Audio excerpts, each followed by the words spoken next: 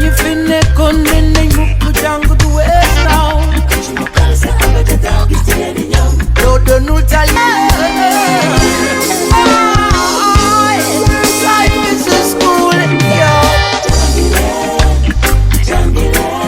mag yu baax ñi fi nekkoon ne nañ mukk jàng du wees.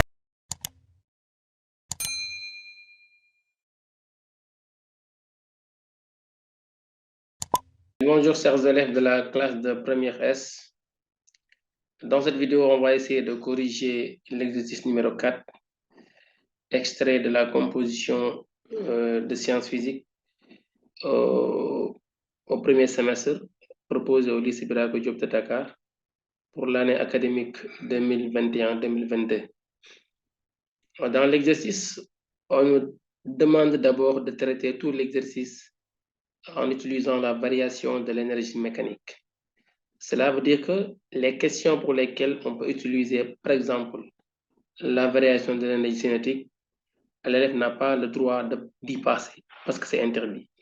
Dès le début, on nous dit qu'il faut utiliser exclusivement la variation de l'énergie mécanique, donc il faut respecter la consigne de l'exercice.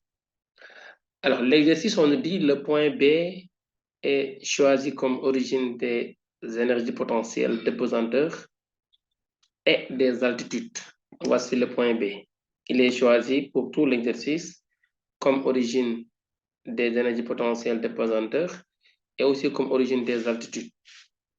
Cela veut dire qu'en B, avant de continuer, en B, énergie potentielle de pesanteur en B égale 0.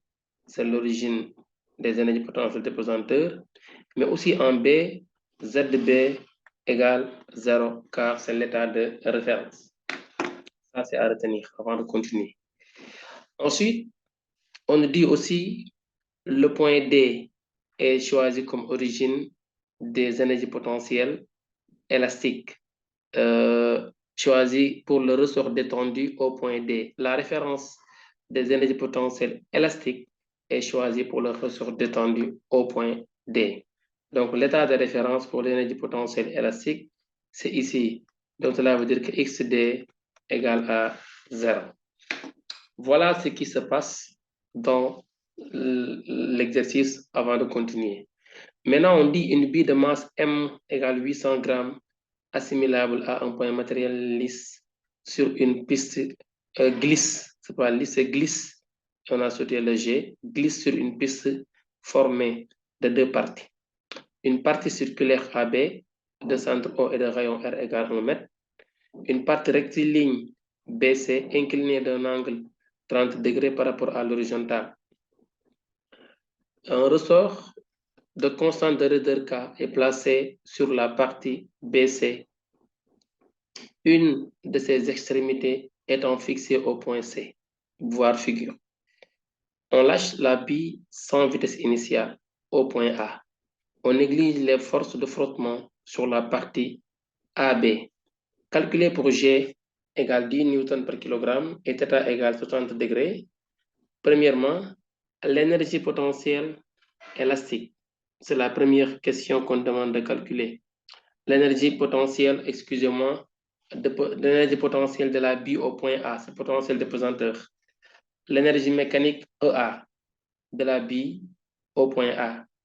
L'énergie mécanique EB de la bille au point B. Ensuite, un 4, la vitesse de la bille au point B. Voilà les questions qui portent sur la première question. Deuxième partie de l'exercice, il dit la bille aborde maintenant la partie rectiligne BC avec la vitesse de 4,1 mètres par seconde. Elle arrive au point D avec une vitesse 5 mètres par seconde. Première question.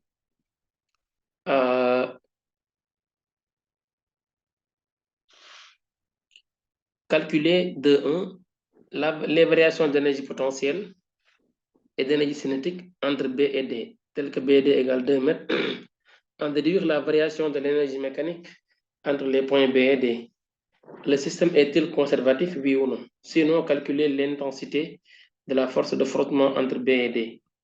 Arrivé en D avec une vitesse VD égale 5 mètres par seconde, la bille rencontre l'extrémité libre D d'un ressort de constante de raideur K et le comprime d'une longueur maximale ED et DE égale X égale 5 mètres. On suppose négligeable les forces de frottement entre D et E. En appliquant la variation de l'énergie mécanique entre D et E, exprimer la constante de raideur K du ressort en fonction de M, VD, X, VD, G, X et alpha, puis faire l'application numérique. Voilà l'exercice. On va essayer de passer à la correction.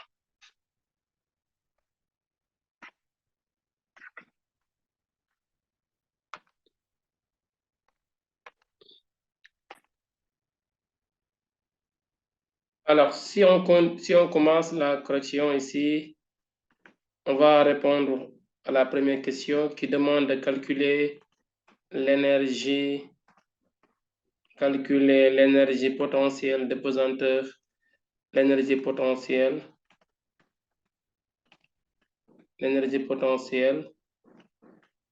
de pesanteur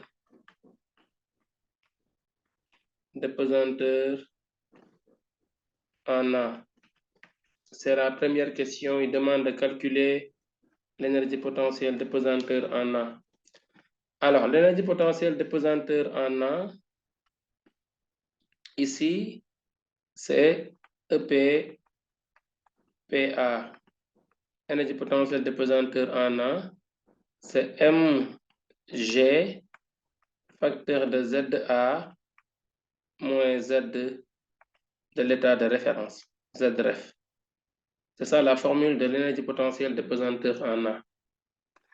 Alors, on va essayer de reprendre ici, de placer l'altitude Z. Donc, Z'. On change un peu de couleur pour mieux voir. Donc, l'altitude Z' est là. C'est l'axe qui passe par l'origine des altitudes, évidemment, qui est de préférence orienté vers le haut. Donc, ça, c'est Z'.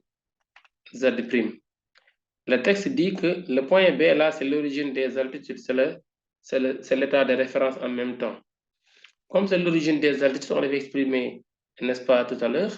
Donc, ZB égale aussi Z de l'état de référence, et ça donne 0 car c'est l'origine de l'axe Z'. Voilà maintenant la compréhension de l'origine des altitudes et de l'état de référence. Alors, on a ici Zref égale 0. Maintenant, je dois chercher ZA. ZA, le point A, il est là. Donc, c'est la hauteur qui sépare le point A et l'origine avec l'origine des altitudes. Donc, si je prends ici le point A, je projette sur l'axe des Z. Le point A, il est là. On va projeter sur l'axe des Z. Donc, cette longueur-là qui sépare l'origine et le projeté ici, c'est ça ce qu'on appelle ZA. Cette longueur-là en bleu, si vous voyez. Donc, c'est ça, ZA. Or, cette longueur en bleu qui est ZA, elle est en face de l'angle θ. Ça, c'est l'angle θ, c'est donné dans le texte. Donc, si j'essaie de trouver le sinus de θ, ça me donne ZA, qui est cette longueur-là. N'est-ce pas? C'est compté positivement parce que c'est sur l'axe Z. N'est-ce pas? C'est sur l'état de référence, c'est en dessus. C'est au-dessus de l'état de référence, pas en dessous. Maintenant, donc ici, ça donne ZA est divisé par le rayon OB, donc c'est R. Finalement, ZA cherché égale à R multiplié par sinus de l'angle θ. Donc ici, je vais remplacer pour avoir énergie potentielle de pesanteur en A par formule, c'est mg R multiplié par sinus de l'angle θ. Voilà la formule, ou autrement dit l'expression littérale de l'énergie potentielle de pesanteur du solide au point A. Maintenant, si je passe à l'application numérique, énergie potentielle de pesanteur en A, après calcul, vous remplacez, les données sont dans le texte.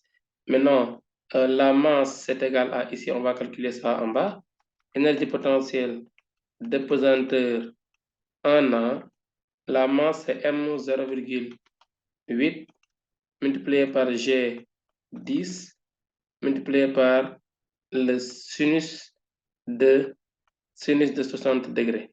Θ égale à 60 degrés. Après calcul, on a 6,92 joules. Voilà, donc ici le résultat c'est 6,92 joules. Donc c'est ça la valeur de l'énergie potentielle de pesanteur en A. C'est la première question. Donc, on passe à la deuxième question. La deuxième question, il demande de calculer l'énergie mécanique en A. L'énergie mécanique en A. L'énergie mécanique en A. Énergie mécanique en A. Énergie mécanique en A, c'est égal à la somme des énergies potentielles de pesanteur en A et de l'énergie cinétique en A. Or, le texte nous dit que le solide est lâché en A sans vitesse initiale. Donc, VA égale à 0 mètres par seconde. Si VA égale à 0, la partie cinétique, elle est nulle. Finalement, il va rester quoi? Énergie mécanique en A, c'est tout simplement énergie potentielle de pesanteur en A. Et la valeur, c'est 6,92 joules. Voilà l'énergie potentielle de pesanteur, plutôt l'énergie mécanique en A, qui est égale à l'énergie potentielle de pesanteur en A. Donc, ça donne évidemment la même valeur, 6,92 joules.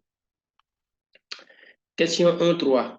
Donc, c'est la partie 1, numéro 3. Ça, c'était 1.2. Et cette question-là, c'était 1.1. Voilà, 1.3. Et il demande ici de trouver, on a l'énergie mécanique en A. Il demande de trouver l'énergie mécanique en B. L'énergie mécanique en B. L'énergie mécanique en B. Alors, énergie mécanique en B, on peut utiliser énergie cinétique plus énergie potentielle, comme on l'a fait précédemment. Mais dans ce cas, on serait bloqué par la vitesse en B, parce que la vitesse n'est pas donnée en B. Et mieux, on nous demande de trouver après la vitesse en B. Donc, c'est pourquoi on ne peut pas utiliser cette formule-là. Maintenant, qu'est-ce qu'on va faire? On va utiliser la conservation de l'énergie mécanique. Entre A et B, il n'y a pas de frottement. Donc, ici, il n'y a pas de frottement. Il n'y a pas de frottement entre A et B. Donc, énergie mécanique en A égale énergie mécanique en B. À votre niveau, c'est ça qu'il faut dire. Donc, s'il n'y a pas de force de frottement, dites que l'énergie mécanique se conserve et que donc sa valeur en A est égale à sa valeur en B. Et la valeur, c'est toujours 6,92 joules. Donc, énergie mécanique en B égale aussi 6,92. Voilà le résultat de l'énergie mécanique en B. Alors, on trouve l'énergie mécanique en B. Il demande de trouver pour la question 1.4, toujours partie 1 numéro 4, la vitesse en B. La vitesse en B. Pour la vitesse en B, on va dire ici énergie mécanique en B égale énergie cinétique en B plus énergie potentielle de pesanteur en B. Or, le point B étant choisi comme l'état de référence. Donc, l'énergie potentielle de pesanteur en B est égale à 0. Il va rester quoi? Il va rester seulement énergie mécanique en B égale énergie cinétique en B qui est égale à 1/2 de M V carré B. Voilà énergie mécanique en B. Alors, si je continue ça ici, on aura un demi, plutôt, on peut même transposer directement. Donc ici, V carré en B, on multiplie par 2, ça donne 2 fois énergie mécanique en B divisé par M. Donc voilà V carré en B. Finalement ici, la vitesse en B, c'est la racine carrée de 2 fois EMB sur la masse du solide. C'est ça la vitesse en B. Alors si je termine ça ici, j'ai plus de l'espace. Donc j'aurai VB égale racine de 2 multiplié par 6,92, c'est l'énergie mécanique en B, divisé par la masse qui est 800 grammes, ça donne 0,8 kg. Après calcul, on trouve VB égale à 4,15 mètres par seconde. 4,15 mètres par seconde, c'est le résultat trouvé par nos calculs. Voilà, par nos calculs. Donc voici la vitesse en B.